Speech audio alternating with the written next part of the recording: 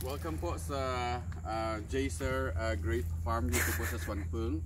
Kasama ko po ang mga team ko sa aking YouTube channel.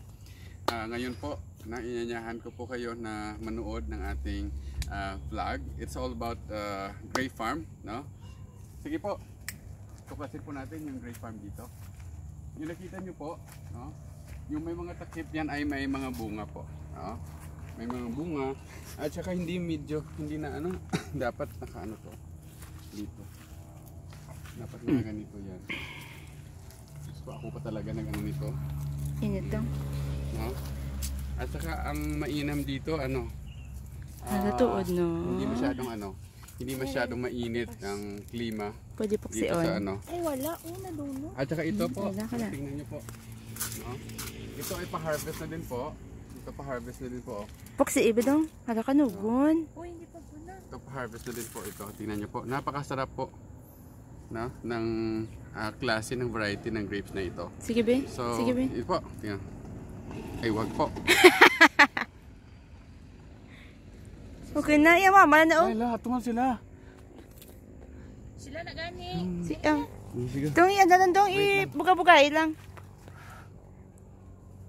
Ini na nga natin ito.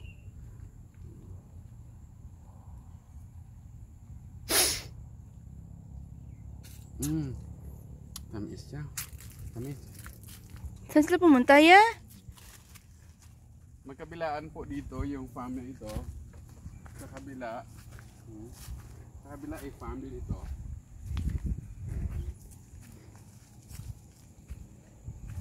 Sa kabila po farm din ito. Grape farm din ito.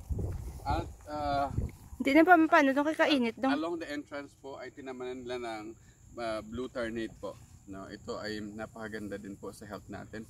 Pwede po natin gawin itong tea, no? Blue ternate tea po. Okay? Sunod po kayo sa akin. Bakit parang purple ang blue na yan? Huwag na kumontra.